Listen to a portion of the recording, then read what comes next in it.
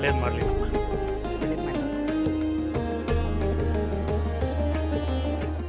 ಇನ್ನು ಮುಂದೆ ಅವಳ ಪಾಲ್ಗೆ ನೀವೇ ದೇವರು. ಅಯ್ಯಯ್ಯೋ, ಇವಳ ಜೀವನ ಸಿಕ್ಕಿರೋದು ನಿಮ್ಮಿಂದ.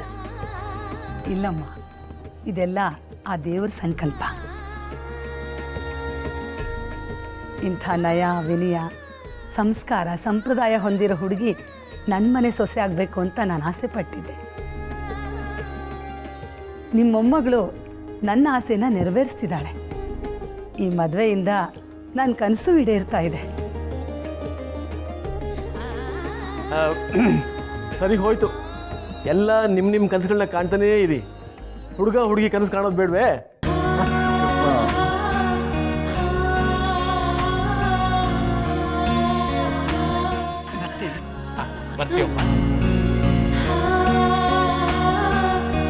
ಬರ್ತೀವಮ್ಮ ನನ್ನ ಸೊಸೆ ಮುದ್ದೆ.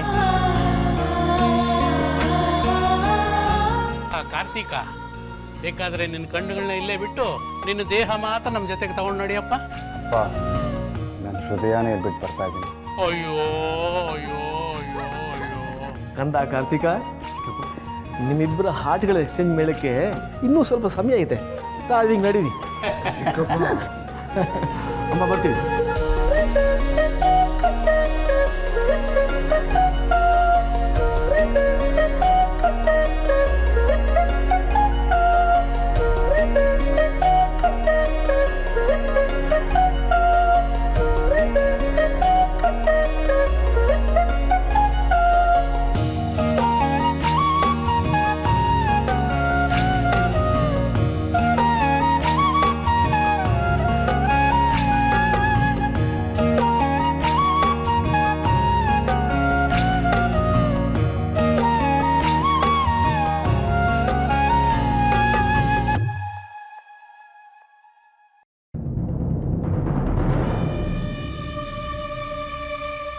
ನಾನು ಹೇಳಿದ್ರೆ ಯಾರು ಕೇಳ್ತೀರಾ?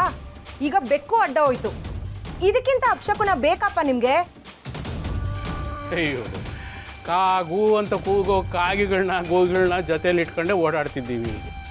ಇನ್ನು ಬೆಕ್ಕು ಅಡ್ಡ ಹೋದರೆ ದೊಡ್ಡ ಅಪಶಕನವೇ? ಅಯ್ಯೋ ಅಣ್ಣ, ಬೆಕ್ಕ ಅಡ್ಡ ಹೋಗಿದ್ದು ಎಲ್ಲ ಶುಭ ಕಾರ್ಯ ಆದಮೇಲೆ, ಅಂದರೆ ಇನ್ಮೇಲೆ ಎಲ್ಲ ಶುಭಾನೇ. ಹೋಗೋಣ. ಸತ್ಯವಾದ ಮಾತನ್ನು ಹೇಳಿದೆ ಕಣೋ. ಸತ್ಯಸ್ಥ ಸತ್ಯ. ನಡಿ ಹೋಗೋಣ. ಬರ್ತೀವಮ್ಮ. ಬನ್ನಿ ಬರ್ತೀವಿ.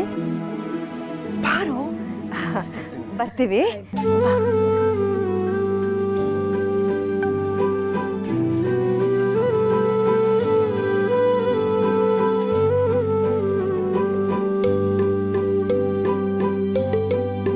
ನಿಮಗೆಷ್ಟು ಧನ್ಯವಾದ ಹೇಳಬೇಕೋ ಗೊತ್ತಾಗ್ತಾ ಇಲ್ಲ. ನಮ್ಮ ದಿವ್ಯ ಬಯಸ್ದಾಗೆ ಒಳ್ಳೆ ಸಂಬಂಧ ತೋರಿಸಿದ್ರಿ. ಋಣಾನು ಬಂದ ತಪ್ಸಕ್ಕಾಗುತ್ತೇನಮ್ಮ? ಮಂಜಣ್ಣ ಅವರೇ, ತುಂಬ ಸಂತೋಷ. ಜಾನ್ಕಮ್ಮನವ್ರೆ, ಅಂತೂ ನೀವು ಅನ್ಕೊಂಡಂಗೆ ಎಲ್ಲ ಸುಸೂತ್ರವಾಗಾಯ್ತು. ಇದಕ್ಕೆ ಕಾರಣ ಏನಂತ ಗೊತ್ತಾ? ಇನ್ನೇನು ಕಾರಣ ಇರುತ್ತೆ? ಅದೆಲ್ಲ ಗಂಡಿನ ಕಡೆಯವರು ದೊಡ್ಡ ಗುಣ ಅಷ್ಟೇನೆ. ತಪ್ಪು ತಿಳ್ಕೊಂಡಿದ್ದೀರ? ಅದೆಲ್ಲಮ್ಮ ಕಾರಣ ನಿಮ್ಮ ಎರಡನೇ ಮಗಳು ಮನೇಲಿಲ್ವಲ್ಲ, ಅದ್ರ ಫಲ. ಅಲ್ವೇ ಜಾನಕಿ, ನಿನ್ಗೆ ಇನ್ನೊಬ್ಬಳು ಮಗಳಿದ್ದಾಳೆ ಅನ್ನೋದನ್ನ ಮುಚ್ಚಿಟ್ಟು ಮದುವೆ ಮಾಡೋಕ್ಕಾಗತ್ತಾ? ಬೇರೆ ದಾರಿನೇ ಇಲ್ಲ ಅತ್ತೆ.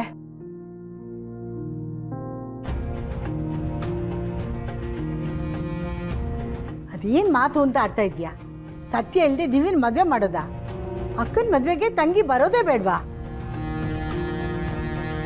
ನನ್ನನ್ನೇನು ಮಾಡು ಅಂತೀರಾ ಅತ್ತೆ? ಅವಳನ್ನ ಕರೆದು ನಡೆಯೋ ಮದುವೆಗೆ 108 ವಿಘ್ನ ತಂದಿಟ್ಕೊ ಅಂತೀರಾ?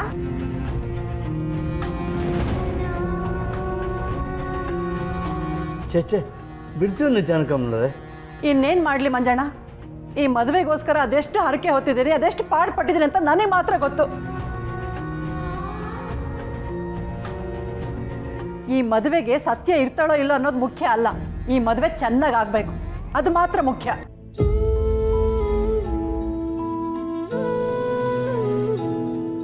ಅಷ್ಟಕ್ಕೂ ಈ ಮನೆಯಲ್ಲಿ ನಡೆಯೋದು ಇದೊಂದೇ ಮದುವೆ ತಾನೆ.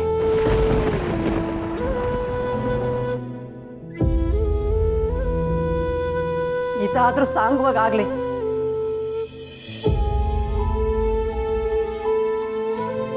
ಏನಾಗಿದೆ ಜಾನಕಿ ನಿನಗೆ? ಯಾಕೇನೇನೋ ಮಾತಾಡ್ತಾ ಇದೀಯಾ? ಈ ಮನೆಯಲ್ಲಿ ನಡೆಯೋದು ಇದೊಂದೇ ಮದ್ವೆನಾ ಅಲ್ವೇ? ನಾಳೆ ಸತ್ಯನ ಮದ್ವೆ ಮಾಡಲ್ವಾ? ಮಾಡಬೇಕು ಅತ್ತೆ, ನಿಜ. ಆದರೆ ಆಗ್ಬೇಕಲ್ಲ ಅದು.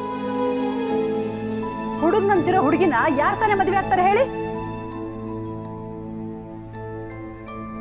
ಅವಳು ಹಸೆ ಮಣೆ ಏರೋಕೆ ಹುಟ್ಟಿಲ್ಲ, ನನ್ನ ಹೊಟ್ಟೆ ಉರ್ಸೋಕೆ ಹೆಣ್ಣಾಗಿ ಹುಟ್ಟಿದಾಳೆ.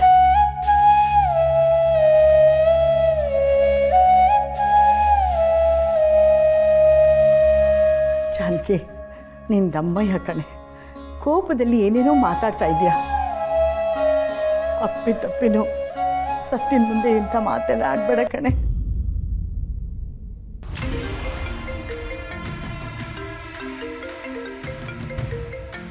ಜೂನ್ ಯಾಕೆ ಮಾಡ್ತಿದ್ದಾನೆ? ಏನು ಹೇಳು? ನೀನೇ ಕಾಲ್ ಮಾಡಿದ್ಯಲ್ಲ ಹನಿ, ನಾನು ರಿಟರ್ನ್ ಕಾಲ್ ಮಾಡಿದ್ರೆ ಯಾಕೆ ಪಿಕ್ ಮಾಡ್ತಿಲ್ಲ? ನಾನು ಕಾಲ್ ಮಾಡಿದಾಗ ನೀನು ಸಿಗಲ್ಲ, ನೀನು ಕಾಲ್ ಮಾಡಿದಾಗ ನಾನು ಪಿಕ್ ಮಾಡಬೇಕಾ? ಹಾಗಲ್ಲ ದಿವ್ಯಾ, ಯಾವುದೋ ಕೆಲಸದಲ್ಲಿ ಸಿಗಾಕೊಂಡು. ಹಾಗಿದ್ರೆ ನಿನಗೆ ನಿನ್ನ ಕೆಲಸನೇ ಮುಖ್ಯ, ನಾನು ಮುಖ್ಯ ಅಲ್ಲ ಅಲ್ವಾ? ಥೂ, ನಿನ್ನಂಥವನ್ನ ನಂಬಿದ್ಕೆ ನಾನು ಹೀಗೆಲ್ಲ ನಿನ್ನ ಹತ್ರ ಅನ್ಸ್ಕೊಬೇಕು. ದಿವ್ಯಾ, ನನಗೇನಂದೆ? ನೀನು ಏನೂ ಅನ್ಬೇಕಾಗಿಲ್ಲ.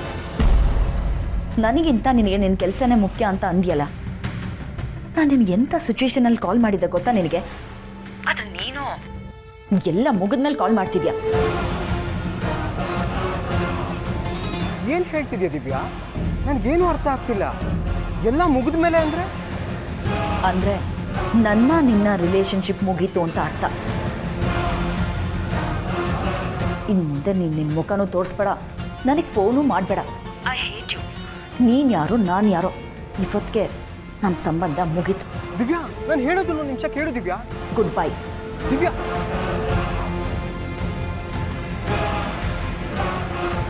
ವಾ, ಚಾಲಾಕಿತನನ ನಿನ್ನಿಂದ ನೋಡಿ ಕಲಿಬೇಕು ಕಣೆ. ನಿನಗೆ ಬೇಡವಾದಾಗ ಅವನ ಸಣ್ಣ ತಪ್ಪು ಕೂಡ ದೊಡ್ಡದು ಮಾಡಿ ಅವನ್ನ ಉಗಿದು ಬಿಟ್ಬಿಟ್ಟಲ್ಲ. ಒಟ್ಟಿನಲ್ಲಿ ಅವನು ತಪ್ಪು ಮಾಡಬೇಕು, ನಿನಗೆ ಒಳ್ಳೇದಾಗಬೇಕಲ್ಲ. ಬದುಕೋರ್ ಲಕ್ಷಣ ಅದು.